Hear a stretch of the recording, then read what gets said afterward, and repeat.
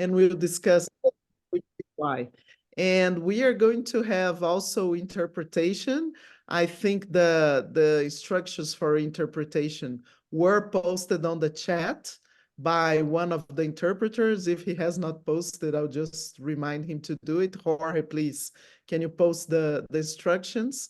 And what is really, really important is for you and also for us to speak slowly so the interpreters can do their job.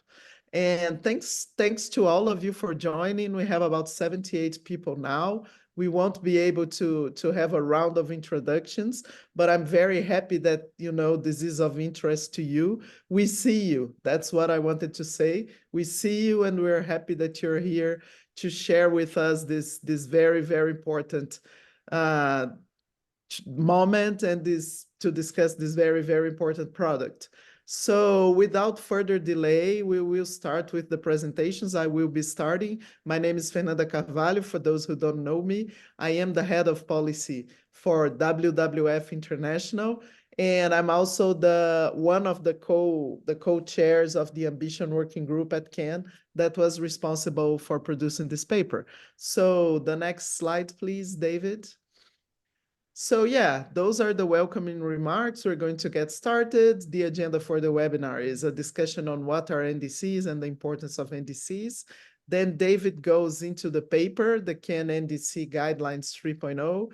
How can civil society organizations engage on NDC work nationally and internationally? That will be presented by Duncan Pruitt from Oxfam, and we wish to have a discussion with you. We will have an opportunity to ask questions, share your points of view, or raise anything that you find important. So next slide, please, David. So yes, what are NDCs is what I'm going to present to you. As you know, this is the ambition cycle of the Paris Agreement, and I'm sure many of you are familiar with this, but I think it's important to recall this. NDCs, nationally determined contributions, are the documents that contain the targets, the commitments of countries. They are a bottom-up document. There are no rules for what a country should submit. We just expect that they are fair and an equitable contribution of what a country can do in terms of climate change. And they have to be presented every 5 years. So the cycle started in 2020 or 2021 because, as you remember, we didn't have a COP in 2020 because of COVID. So every 5 years, the countries should be presented enhanced NDCs. And the logic is that the NDCs on the next 5 years, they are stronger than the previous version. So why is it so important that we focus on NDCs now? Because as I'm sure, as you have already heard, this is a critical decade to keep 1.5 within reach. And we'll have the first opportunity to present NDCs coming up in 2025 and the next one in 2030. So we just have 2 of those opportunities, or actually just one, because by 2030, we are expected to have, you know, closed the so-called ambition gap or being on track to 1.5. And the situation as of now, as you already know, we are not on track. Actually, we are very far from track. Every year, the UNFCCC, they do a synthesis report of the NDCs. And what they found out last year is that, you know, the current NDCs are reducing emissions by 2% compared to 2019 levels. And if you recall, the recommendations from the IPCC for us to keep on a 1.5 pathway is to reduce 43% by 2030, and we are reducing 2%, so the gap is 41%, and 65% by 2035. And then something very, very important that happened last year was also the stock take, because the cycle is NDCs every 5 years. And then 3 years after you present an NDC, you have a stock take, which is this big dialogue or this big conversation that is science-based. So they take into account the science, they look where we are and where we need to be. And then every 5 years, we also have such processes. So we had the first one in 2023. In in Dubai, and the outcome is what we expect will influence these 2025 NDCs. We'll have another one in 2028 and another one in 2030. So that's why 2025 is a key moment for us. One, because it's one of the opportunities that we have to get the NDCs on track to 1.5. And second, because we need to prove that this ambition cycle works. We need to prove that we will be incorporating the recommendations that we got from 2023, and they will be reflected in this 2025 NDCs. So yeah, next slide, please. So now, moving to our understanding of what those nationally determined contributions, the so-called NDCs, are, you will see all this in our paper, but I wanted to highlight that NDCs are the centerpiece of the Paris Agreement ambition cycle. So the centerpiece, they are the key document or the key strategy to enhance ambition under the Paris Agreement, because as I said, they have to be enhanced every 5 years and take into account recommendations from the Global Stocktake. All NDCs, especially from developed and the G20 countries, have to deliver on mitigation targets. So NDCs are a key instrument for mitigation or reducing emissions. That's the main outcome of NDCs. And of course, even more special from developed and G20 countries, because those are the ones who contribute to 80% of the emissions. And then more strategically, I think from a CAN perspective, is that we see NDCs as comprehensive climate action plans.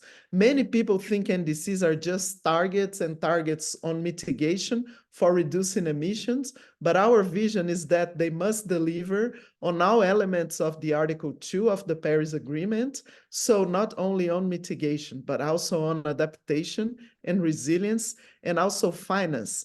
And they can include other aspects. You also see on the paper that 80% of the NDCs now have economy-wide targets, 81% involve adaptation. There are also data on how NDCs are talking about health, about human rights, about nature, about indigenous peoples. So the experience has shown that those NDCs have become maybe the most important instrument under the climate regime and under the Paris Agreement to get action on all those areas that are very, very important for us. So that's why we are talking about comprehensive climate action plans. And you see that in our paper, we have guidance for many of those areas. And one of the pillars of our work on NDC is also that NDCs have to implement the GST outcomes, the Global Stocktake outcomes. So we had the Stocktake last year, and we really want to see the 2025 NDCs responding to the messages that came out of the Global Stocktake. A very important one is on the energy side. As most of you know, after 30 years, we're now talking about energy, and we have targets of tripling renewables and doubling energy efficiency. So that's just one example of a key recommendation from the Global Stocktake that we want to see reflected in those NDCs. So yeah, I just want to finish my presentation highlighting the political importance of this moment that we have as civil society, because, 2025 is a key year to have those NDCs enhanced. Those are comprehensive climate action plans. This is how we can get things moving in various directions. So I think it's a key moment for us to unite and push together to have good NDCs, because that's the only way we'll keep 1.5 within reach. So that's the message that I wanted to leave with you. Please own the paper, read the paper, use the paper as most as you can, and me, and I'm sure my other co-chair, that's the one who will be taking on from now onwards, are always available by email to reply to any questions or any clarifications that you would need in this work. So thank you very much, and over to you, David, to continue the presentation. Thanks a lot, Fernanda, for laying the ground. You did already a big deal of the work. My name is David. I work with Fast and Action Switzerland. And I'm happy to now dive a little bit into this paper that we have been working on, the guidelines for NDCs 3.0 from Ken. And first of all, I would like to thank everyone who contributed in the last couple of weeks to this paper with inputs, the many working groups that contributed, different notes that contributed, individual contributions. That is really appreciated. And I think it got us where we are. So when we started this process, we had two main objectives: to have explicit policy demands in terms of NDCs and to be aligned across them. And of course, then also from there to take it to the advocacy part. And this is what has now to happen in the coming weeks and months. So what can you use them for, and what are they? So the NDC guidelines, they really show the different dimensions that we expect of a good quality NDC and the different asks we have in these dimensions. And I think they can help to create knowledge in the different networks you're working. So you can use them for this or for interaction with parties, with delegations.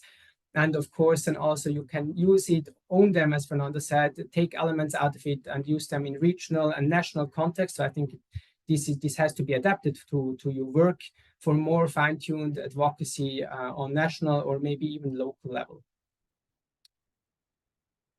So what do the guidelines contain? This is an abbreviation of the content. We have this introduction with our understanding of NDCs. Fernando already presented it. And then we have the main body, which brings the key pillars of NDCs. And I will go into that right now. And it's concluded in the end with an annex with further references for all those who want to learn more about the specific part of this document. So in terms of key pillars, the first one is responding to the GST outcome. And we start right away with what Fernando called the mitigation part. We think that it's crucial that economy-wide absolute emission reduction targets are promoted with enhanced 2030 targets, so to really close this ambition gap that is currently existing, and new 2035 targets. And collectively, these targets have to amount to minus 43% by 2030, 60% by 35. And of course, that means that developed countries taking the lead have to go well beyond that. So for example, in the case of the EU, Europe is advocating for minus 65% by 2030 and carbon neutrality by 2040. Also, it means aligning the long-term strategies with the 1.5-degree pathways.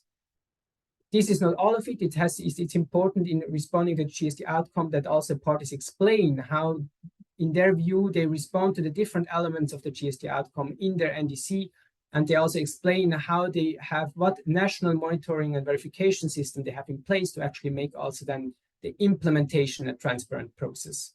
And that they track voluntary pledges they have adhered to.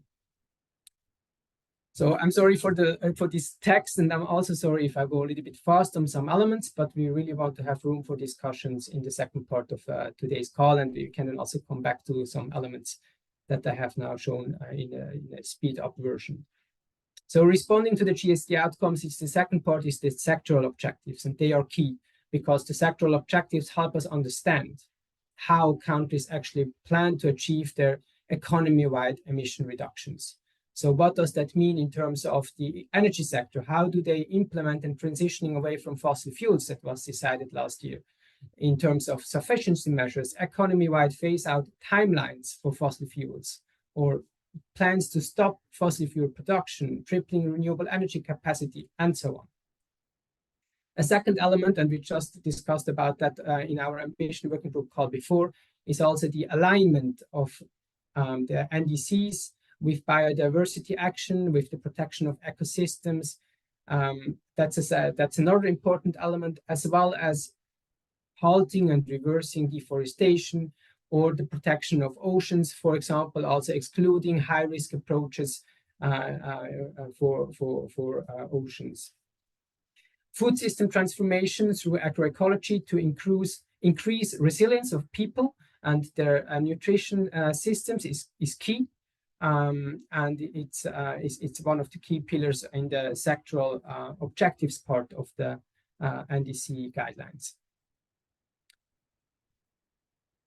A second key pillar is reflecting equity, and reflecting equity through fair shares. And fair shares, they include the fair share in terms of domestic emission reductions, but also for countries with higher capacity and responsibility, that includes a fair share in providing financial support. And we expect countries to indicate what level of support and how in what quality they provide this support, to indicate this already in the NDCs. And this support is not limited to mitigation, but also on adaptation, loss and damage, and just transition. And this, of course, includes the very important debate on the fossil fuel phase out. In terms of solidarity and justice, that's another very important chapter. So how can we ensure that climate action that is promoted through the NDCs is actually in line with social justice and solidarity? There are different key pillars or key elements in this pillar. And one is adaptation and loss and damage. And here we recommend that to ensure coherence between the national adaptation plans, the NAPs, the responses of the countries to the global goal on adaptation with their targets in the NDCs. Also, we recommend assessing risk for loss and damage and making explicit measures countries take to provide compensation for loss and damage, or to measure also the vulnerability to loss and damage. In terms of just transition, it's about assessing the impact of climate action on multiple levels, including human rights, but environmental levels as well, and to set targets in line with just transitions in a specific country context. And finally, also to lay out how NDCs can contribute to the eradication of poverty and to implementing the sustainable development goals. Solidarity has more angles, and the rights-based approach is key, so that climate action is promoted in line with human rights obligation. It's gender responsive, child sensitive, and disability inclusive. It also strengthens land rights, and it fulfills and promotes indigenous people's rights, a big concern in many parts of this world. And lastly, but not least, that countries promote a health-based approach so that climate action contributes to increasing health of citizens and people. This last part in terms of solidarity and justice looks at NDCs from a different angle. So here we talk not about climate action that is promoted in the NDCs, but how the NDCs are actually elaborated. And this is also maybe an important chapter for many of you who want to engage in the NDC elaboration in the coming months ahead of us. So it's important that this participation is inclusive of all rights holders, that it protects environmental and human rights defenders so that they can have their say in this process without fearing for their lives and goods, that the results of those public participations are also made accessible afterwards, and that enough information is made accessible for a good quality participation. So it goes both ways.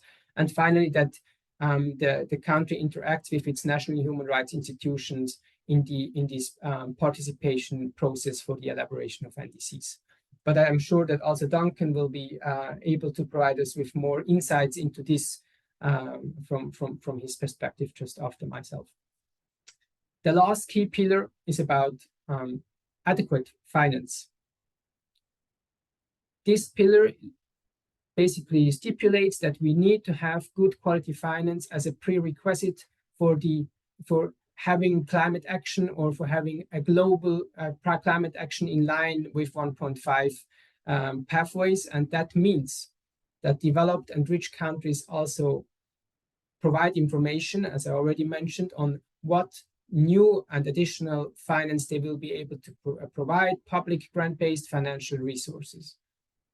At the same time, the developing countries, that they provide information of what finance is needed to turn to enable the strongest possible ambition in their country, what finance also in terms of what quality of finance is needed, so that their NDCs can act as investment plans. And the last point, for all parties, for all countries in a position to do so, that they show their plans on how they shift financial flows, so that financial flows are consistent with low emission pathways, including plans for fossil fuel phase out, and not fossil and also phase out of subsidies for fossil fuels. And I just wanted to conclude with this one slide. I hope it doesn't interfere with what Duncan wanted to present, but what is now in terms of NDC happening in Bonn this year in a couple of days. So we will have the annual GST dialogue that will touch on NDCs quite surely. We will have the discussion and negotiations on the modalities of the United Arab Emirates dialogue on implementation of the Global Stocktake that might touch on NDCs. And of course, we have the NDC knowledge sharing workshop happening as well. So these are the moments directly linked or potentially linked to NDCs. And it's the moments we can use also in our interactions with our delegations and people we meet on the ground, that we raise our expectations on what we expect in terms of NDCs to be delivered, to close those emission gaps that we have, and as Fernando said, to rally and unite in this critical moment. And with that, I would conclude for now, and I'm open for questions, of course, and the discussions afterward. And I would give the floor to Duncan to conclude, and I think you will share the screen yourself. Yeah, thanks very much. I will share now.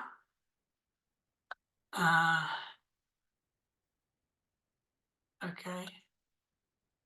Can you see it? Yes, we see it. Is it actually running as a slideshow? No. No, you need to put it on the slideshow mode. Yeah, now you got it. Okay, great. Okay, well, afternoon. Yeah, I'm going to talk about this in a slightly different way, because what Oxfam has been doing is looking at ways in which civil society can engage more effectively in country. So the first points to make are that public participation is a right, not only in international treaties, but it's also something enshrined in the Paris Agreement. And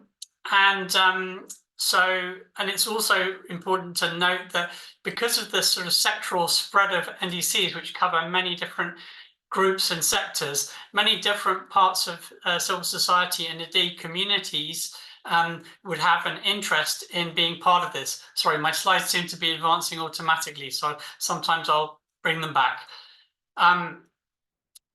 We've looked at 11 countries and found that NDCs were not sufficiently inclusive of civil society and communities.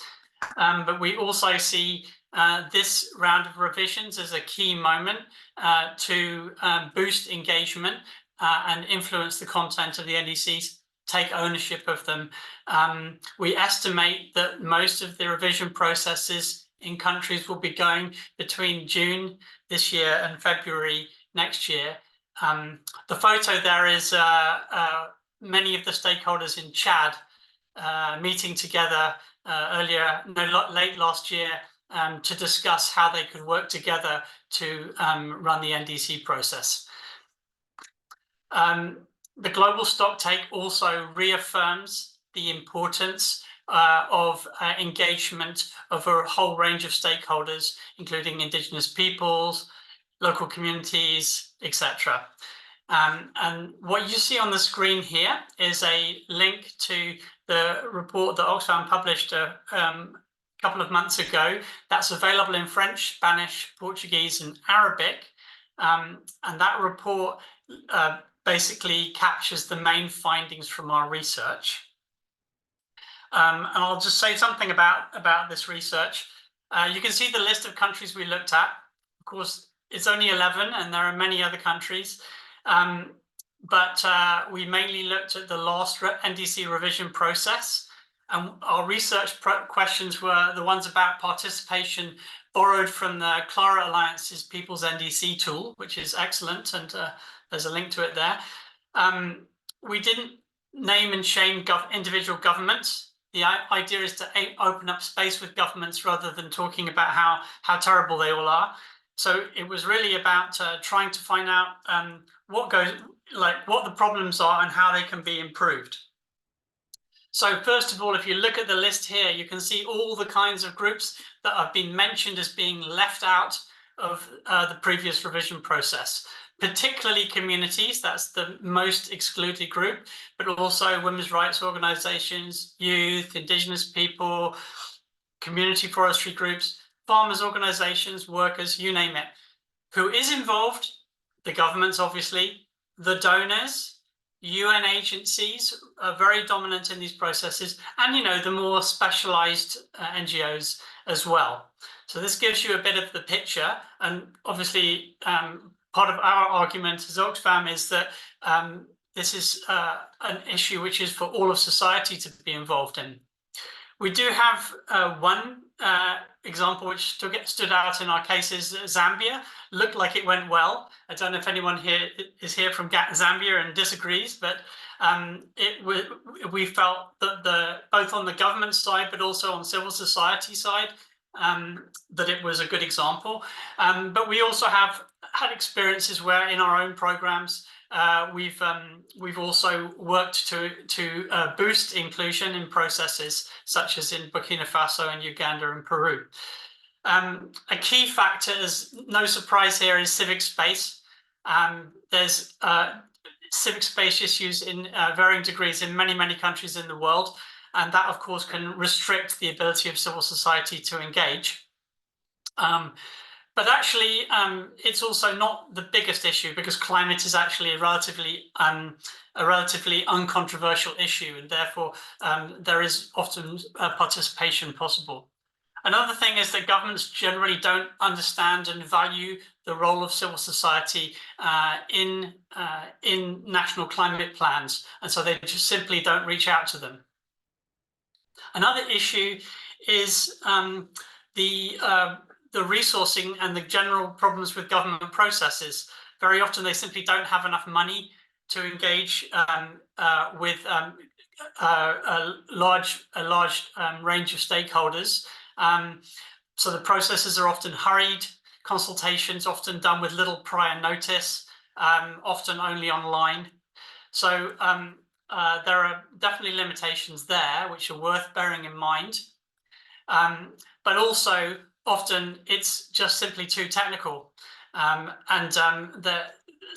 often if governments don't share documents before consultations, people don't get a chance to really prepare themselves, and there are also often no clear guidelines to participate.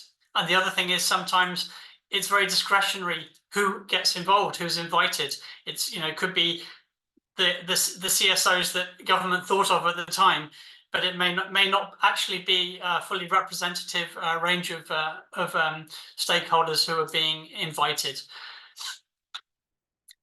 On the civil society side, there are also challenges. Often, particularly in wider civil society, there is limited knowledge about the different dimensions of climate policy and climate action.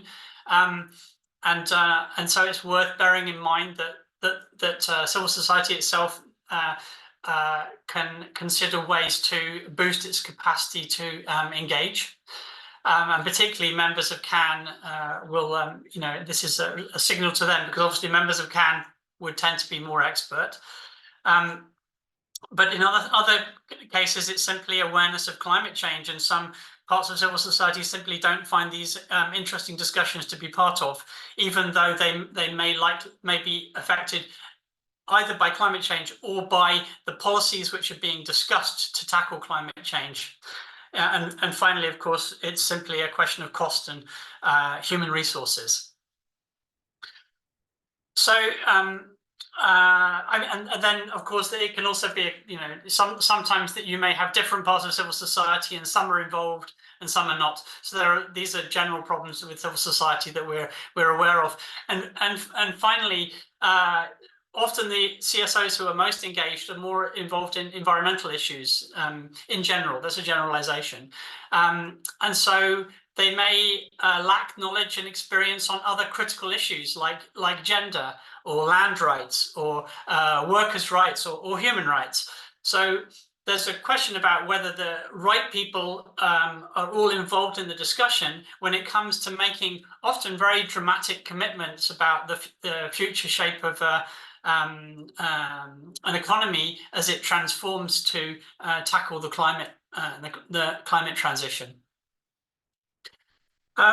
We made a set of recommendations, and I don't need to go into this in big detail, but obviously the UN should demand that NDCs are inclusive and that they involve people and not just governments. But governments can also do their bit by opening the processes up and being more transparent and accountable. But also those UN agencies and donors who actually support a lot of the process can also do more to promote deeper inclusion. It's really worth noting in some countries we saw the process really dominated by all the different UN agencies and virtually no civil society involvement, and that looked wrong. So there's a role for donors to play in this, and I think for us to call for them to do more. But I'll come to civil society finally, and because that's who we're discussing with now. And I think, first of all, as I said before, there's something about, even before getting involved in a consultation or a discussion with governments around their climate plans, to actually coordinate or build capacity to engage in advance of that, to prepare positions, common positions, for example. This is a perfect moment to use the NDC guidance that's just been shared by David and presented by David. So, of course, recommending you using that. But also, as I said, think about going beyond the NGOs and CSOs who are already working on environmental issues. Often it's a very narrow group, but thinking about all the different target groups and sectors and constituencies who are impacted by climate change and by the transition. And then the other thing, in addition to preparing within civil society, ask governments to open up the process. And I definitely would say our publication is one which you could use to explain how things are not working properly. But also, I would put some pressure on the different agencies, in particular people like UNDP, who play a big role in helping governments, and really encouraging them to reach out and involve civil society and recognize its added value in strengthening climate plans. And finally, communities are left out of this very, very often. And it would be really important to think about ways creatively to engage communities more. And that will be different in every country. And it will depend on the geography and also the extent to which a government is already doing those kinds of consultations. But even the UN acknowledges that this is the weakest area that it can, that it's in terms of engagement in NDC processes. I've got a couple of links here. I'm assuming that the presentations will be shared after this. First of all, there's a really interesting, the first one here is a list of national focal points for NDC processes. They're actually all there with their telephone numbers and email addresses through the first link. So it's definitely worth taking a look at that if you want to think about where to get started. If you haven't already looked at your NDC, they're all online. And this NDC tracker actually not only analyzes them, but also provides links to the actual NDCs. There's a link to our own research. NDC guidance, of course, as mentioned.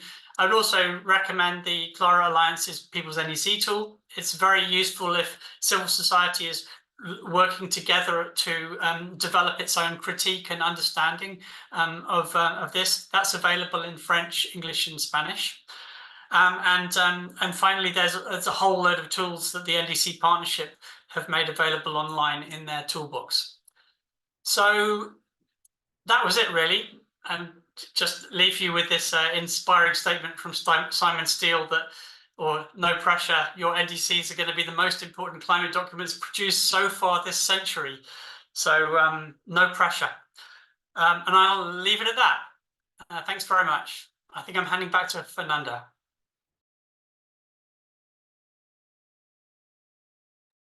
Yes, thanks everyone for those presentations. I think now it's the time for discussions and to try to answer questions and to have a discussion with participants. So I see already some hands raised there. Please use the hand feature on the chat.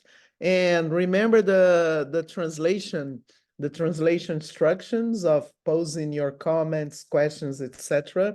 in a paused way so our interpreters can follow. So I'll start with Carlos Rito, please.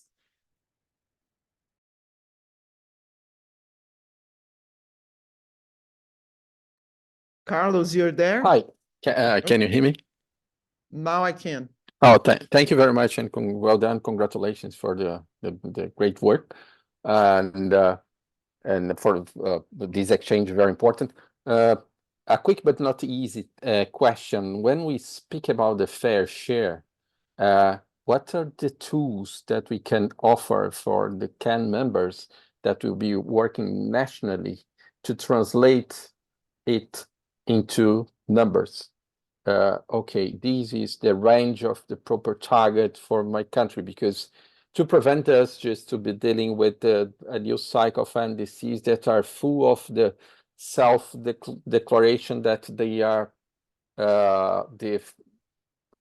according to the parties, the fair share of the country to meet the 1.5 and still having the major gap, the existing gap between science and 1.5 trajectories. And could be the climate equity review or the climate equity framework calculator, or something that adds elements related to land use for the 67 tropical forest countries, for instance, that would have to address deforestation as part of their NDCs. But I would like to know, because I think this is a very useful exercise, and coming from the experience from Brazil, and from civil society in Brazil, this was basically helps to frame the debate around what is the fair share, putting those numbers up front, the governments, besides waiting for them to say that, oh, it's all good. Thanks a lot. Okay. So I think what I will do is I'll take another question and then we answer by two, because we have 4 here so far. So I'll take another question and then I will ask the participants, including myself, to reply. So the second person would be Javier. Over to you, Javier. Hello, can you listen to me? Thank you. Yeah. Sorry, I cannot put on my camera. Thank you very much for the presentations.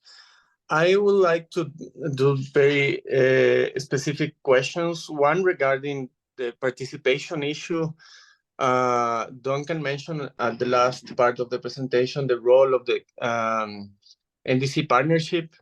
I want to share with you that I was participating in a meeting of the Climate Promise process or program in Ecuador for the development of the next NDC. And I think there we have a key issue, as was mentioned also in the chat, to try and get the UNDP, the Climate Promise, and the NDC partnership to bring critical civil society to the NDC elaboration processes. I know that they have limited capacity.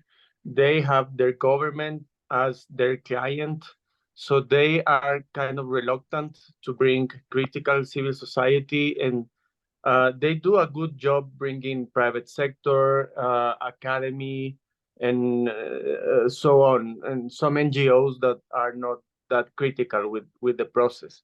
So how we can do to make these UNDP programs more open to the civil society that is fighting for climate justice and human rights. And the other really quick question is about the content of the next NDCs. The Global Stocktake established the transitioning away from fossil fuels in energy systems as one of the ways to reduce emissions. We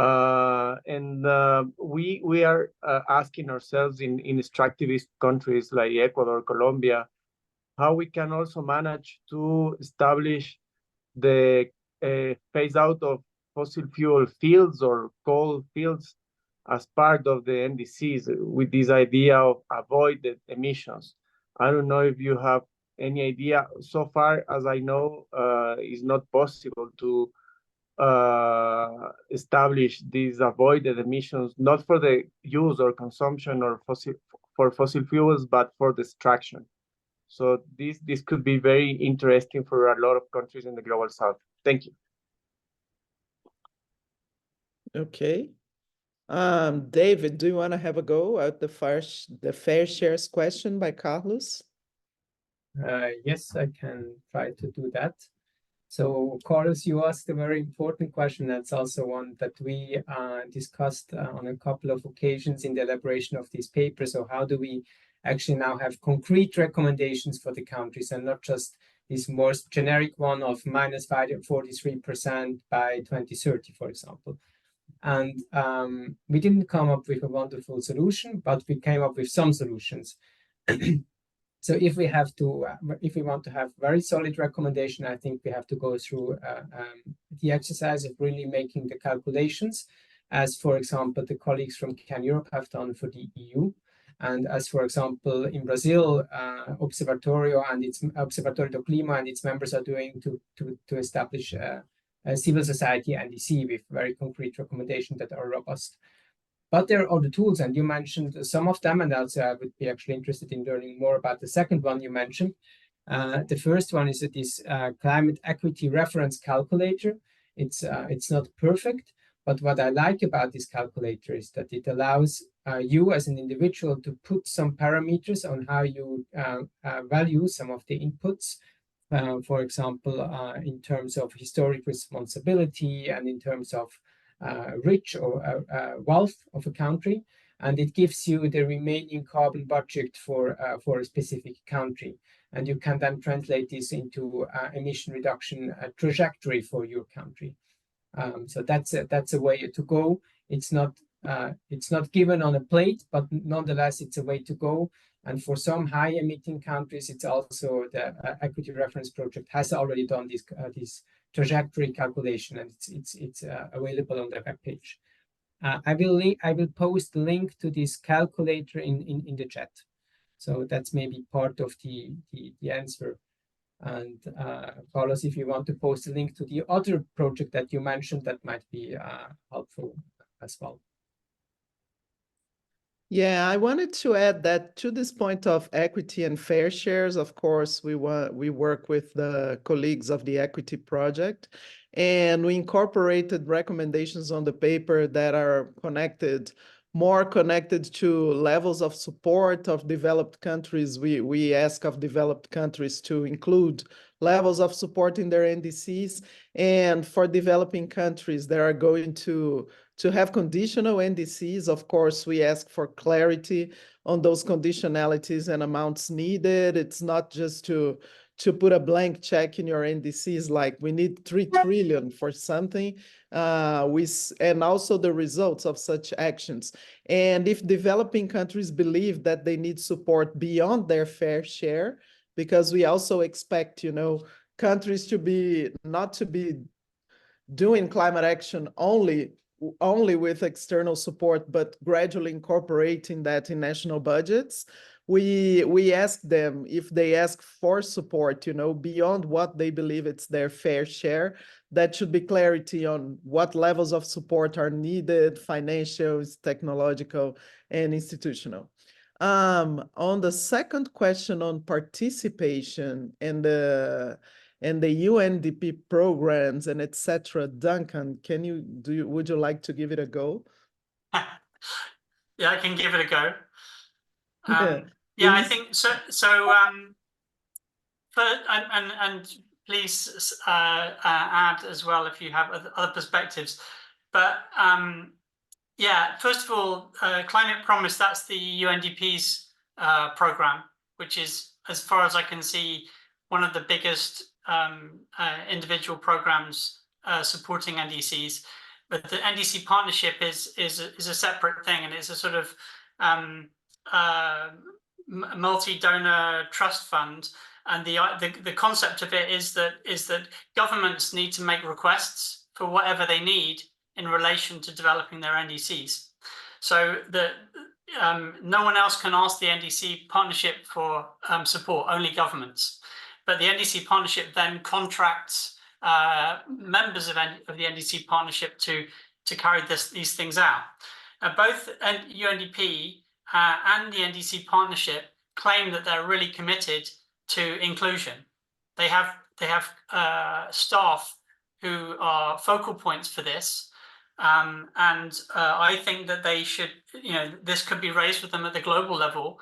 That's one possibility, to do some international influencing work to ask why they're not always able to do it. But ultimately, I think it's probably a sort of complicated mixture of money and political will in the countries concerned. If the government doesn't want it, then it's going to be very hard for the UNDP or any other actors to open the process up. If the government is open to an inclusive process, they can ask for support for this, and they can. And that's my understanding of it. Is that NDC partnership has not even received very many requests for support at the moment. So in theory, if the government is open to it and they're prepared to ask for it, they can get the money for it. But the other thing is support. There are very strong arguments for why these processes should be multi-stakeholder. Not only because the Global Stocktake says it has to be, but also because without public ownership of national climate plans, the plans aren't going to go very far, because the plans need the people. But also very often the actual implementation of these plans is going to rely on many non-state actors. And I think that we also, in our paper, we wrote a bit about what happens when civil society is completely excluded, and in a country like Brazil. So maybe, Fernando, you want to reflect on this further. But I really think it's ultimately, it sounds like a political problem. So I don't know the details of the Ecuadorian situation, but there's plenty of signals from all international players that these processes are going to be richer if they are more participatory, and there is no shortage of support if governments ask for it. So yeah, there's also, thanks for that, Duncan. Yeah, in the case of Brazil, WWF also produced the checklist of the NDCs we want. You didn't put it on your list, but it's on the NDC. I'll add it. No, it's fine. It's on the NDC partnership tools anyway. And of course, we called for, when we call for inclusiveness and participation, we mentioned sharing the documents, having the governance that would allow for the participation, analyzing and replying to contributions, and etc. And in Brazil, it was a disaster because the NDC that was done under the Bolsonaro government didn't have any kind of participation for civil society, and it got the lowest rank in our checklist. And we were very disappointed because we are used to participatory processes here. So it was the NDC not only backslid on targets, but also on the processes of participation. So that was a great deception. And I think with this government, we have better opportunities for that. But I also wanted to address the question on extraction by Javier. It's difficult, but this is something we could look for from a broader perspective. It took us 30 years to get the targets for energy, or even energy, which is the biggest driver of climate change, assessed in the Global Stocktake. So yeah, I think it's relevant, and it's a point in the agenda that we could push. You could push nationally for this as a big issue. It doesn't have to be, and this is the beauty of it. And I should have said it in my presentation is that it's not a top-down instrument. We are not bound by, you know, what needs to happen internationally. The guidelines or the guidance from the GST, they are a basis or they are a baseline to go for. And I think national civil society can push, as David mentioned, for things that are of national importance. We have other questions. So we have Wijnand, sorry if I'm not pronouncing your name right, but I see you and you have the floor now, and then Osver. So Wijnand. Hi, Venom Scar Market Watch. No worries about pronunciation. You did a fantastic job. And you also did a fantastic job with this paper, so congratulations on that. I have a small technical question. Between some of the sections, you talk about the land sink and the role that the land sink should play.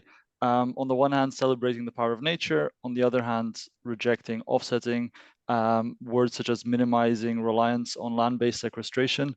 And I'm kind of wondering why these thoughts, which I think are all very valid and very important, why they are not combined in the transparency section to have a bit more separation of emissions and land sinks, to show that, well, to demand that NDCs should show budgets and contributions of the land sink of emission reductions, and in that way to protect the importance of the priority of emission reductions, of course, because many NDCs do have an over-reliance on the land sink, and yes, we need the land sink, but we also need emission reductions, and to make sure that those two things are married.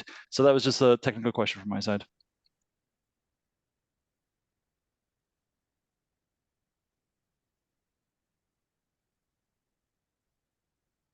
Fernanda, you're muted. I said Osver, you're next. Sorry.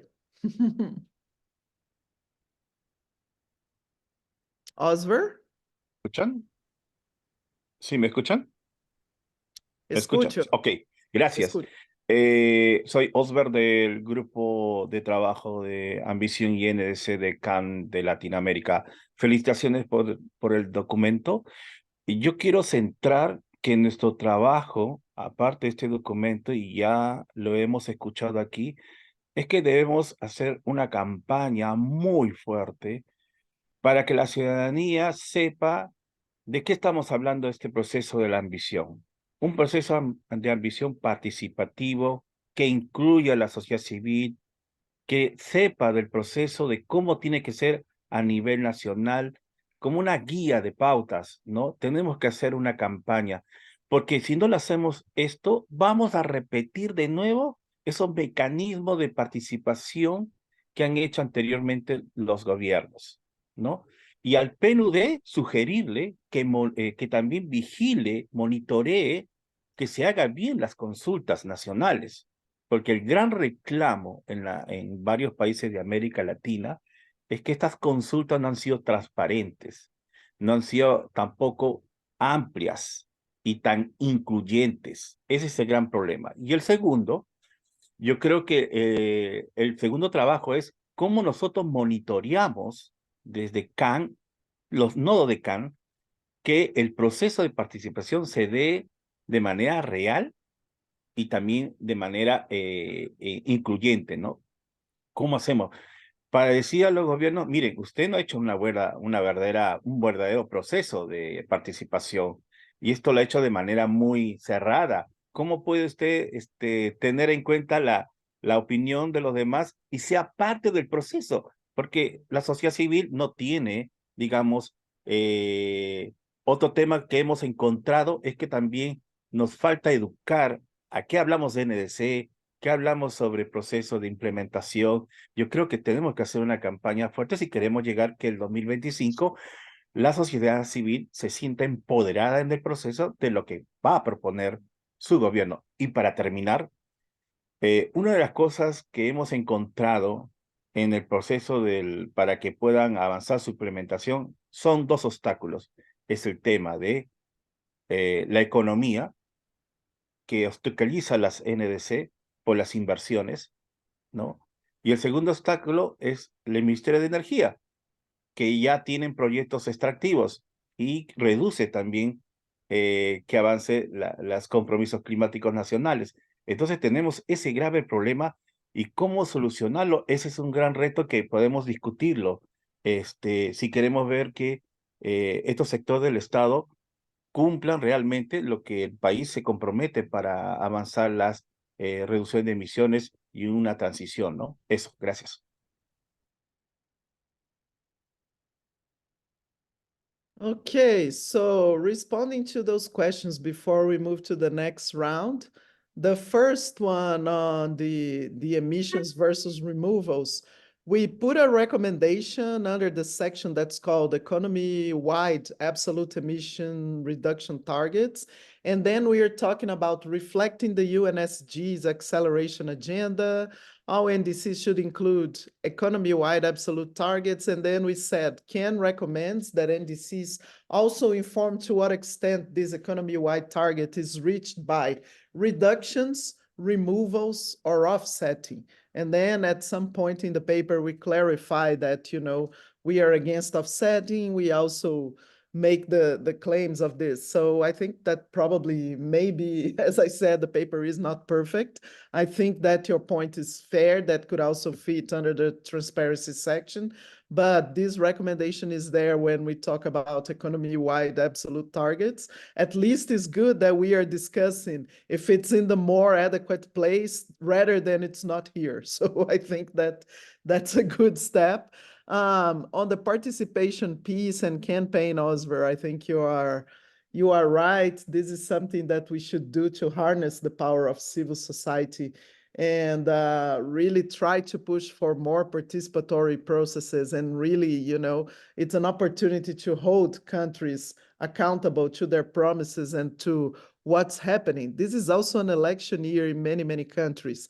And what we are seeing is a big movement of pushing back on targets. You have seen that in the UK. We have seen that, in Finland and some other countries, and even in the US, which is the biggest risk. So that's why I think this opportunity is a very politically loaded opportunity. We're not just discussing, putting together a technical document on how you calculate targets, etc. So I think that civil society should unite around this key opportunity, but I would like to also give the floor to my colleagues to do any remarks. And we have yet another round of questions with Hilary and our colleague Stefan Singer. So David and Duncan, any additional comments? First David and then Duncan. I can be very brief. I fully subscribe to your input, Osver, and also your response, Fernanda. We have to fight for public participation in these processes, and in many countries in this world, this is not a given. So I think it's also that this is also why it's important that Duncan in his presentation also showed ways on how this can be done, and also maybe ways on how we can lobby for it. And that's it from my side now, and I give to Duncan. Yeah, I mean, I would just in responding, I agree. Like, I mean, Osfer, you is basically, it's a call to action more than a question, I think. But I do think that this issue of education is a massive one, and I was even like in some other conversations we've talked about whether this is not necessarily about a campaign to demand participation, but a campaign to promote the importance of these things. I think very often the people, from what I've picked up from the research we've done, very often the people who are involved in preparing these NDCs are not they're not some powerful group who are trying to keep everyone out. They're often a bunch of bureaucrats who are trying to produce something under high pressure and trying to keep up with the demands. I mean, I'm not saying that's the same everywhere, but in some cases I believe they're actually happy to have some help and some involvement, but they don't have the resources and the space to do it. So it could be promotional as well as political. But of course I agree. I think that it's a great idea.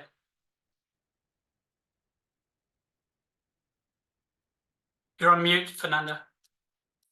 Sorry, guys, 300 years on Zoom and I still haven't learned, when to unmute myself. But yeah, Okay, thanks for the replies. And back, I think we had, I don't know why I'm not seeing anymore, but yeah, we have questions now by Hilary and by Stefan Singer. We also have Dan Beluz on the list. So maybe, yeah. Hilary, sorry for any mispronunciation, but over to you. Thank you so much. And thank you so much for this document, which is really useful. I am Hilary from Christian Aid. So my question is about how to reflect the loss and damage issue in revised NDCs. This is an important topic, and not many current NDCs actually incorporate a loss and damage dimension in them. So there is an opportunity in revised NDCs to do so. My question to you is, what specific elements of the loss and damage field do you think should be reflected, and what kind of data and information should countries be reflecting in NDCs on this topic? Thank you.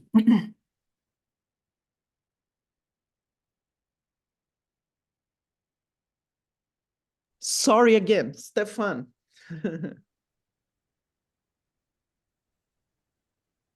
Thank you.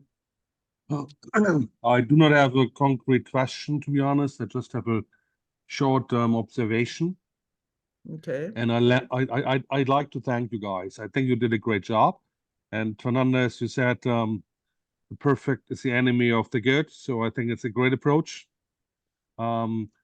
Personally, I like also one element we haven't talked about yet, and I don't think we need to talk about much about that one, is that you address the non-CO2 emissions, the greenhouse gas emissions, the other gases, in particular methane, and others, which are as important as we know from the IPCC, and unfortunately are often overlooked by CSOs and can. I must say, I'm fighting on that one, that we put more attention on that one. So thank you for that. Thank you. Thanks a lot. It really means a lot for us to have, you know, our work regarded as useful by many people and in many fronts. I think that's the intention. I mean, we did a collective paper, so thanks to everyone who provided input. What we really did was try to balance and organize that input. And it's really good that, you know, CAN as a whole has now a vision on NDCs. I think that's super useful. And to your question, Hilary, we have a section that talks about adaptation and loss and damage in the paper.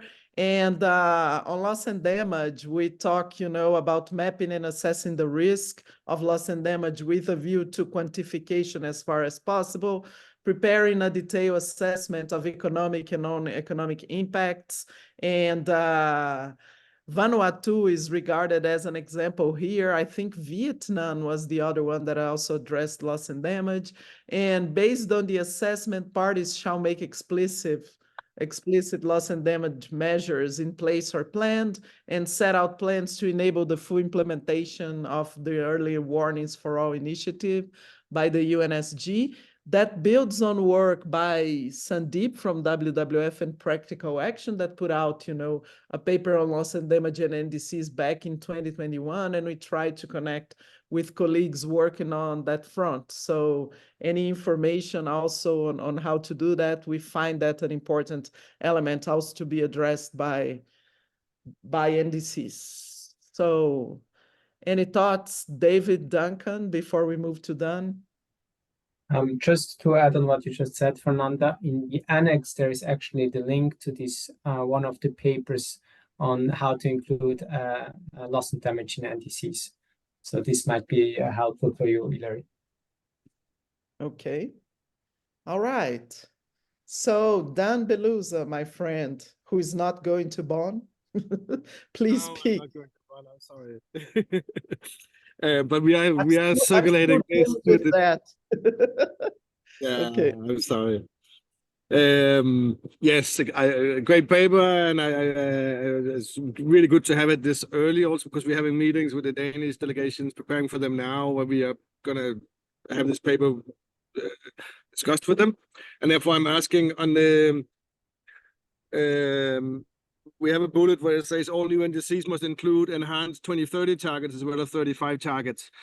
And I'm just, it's a question more about, do we have anywhere where, like in Paris, where it says 2030 targets has to be enhanced also. I think it'd be difficult to get the Europeans to say that they had to go beyond the 55, 57 they have already written down for 2030. But of course, we want this, but it will be, do we have like supporting scripture, like something from the Paris Agreement that says that the NDC also has to enhance the 2030 target? No, we don't. In the Paris Agreement, we don't, but we have two previous cover decisions that are calling on parties to the extent possible or something like that. I don't recall the correct language, to also revise their 2030 targets in light of this acknowledgement that we are not on track to 1.5. So we thought this was a relevant, and I think it's also included somehow, I don't know the right wording, in the GST outcome. So that's why we're making this call to parties, because as I mentioned, this is a critical decade. We are very good in planning, sure. you know, post 2030. So we decided to make this very explicit, because we think that since parties will open discussions and calculations, they could also revise the 2030 targets. And, you know, we might not get all the parties to do it, but any party that does it is already a gain in the process. That's my vision on this. David, Duncan?